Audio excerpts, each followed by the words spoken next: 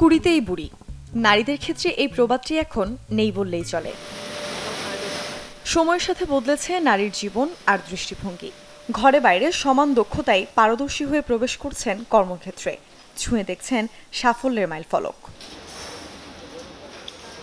এই জীবনে চলার মাঝে নিতে হয় বড় কিছু সিদ্ধান্ত। সংসার আর ক্যারিয়ার দুই সামলাতে গিয়ে অনেকেই মা হবার ছক কষছেন কিছুটা দেরিতে। কিন্তু ক্যারিয়ারের ক্লক আর বায়োলজিক্যাল ক্লক সবসময় এক ছন্দে চলে না।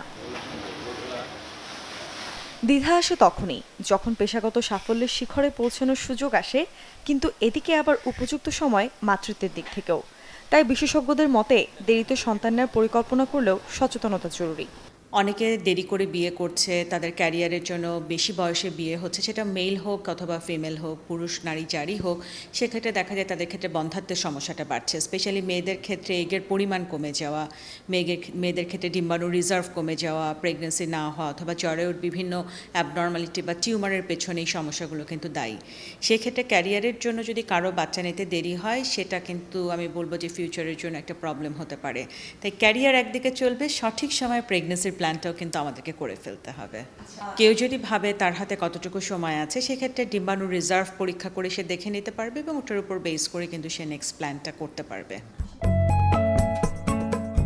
নারীদের প্রজনন ক্ষমতা সাধারণত 35-এর পর ধীরে ধীরে কমতে শুরু করে, আর 40-এর পর উল্লেখযোগ্যভাবে হ্রাস পায়।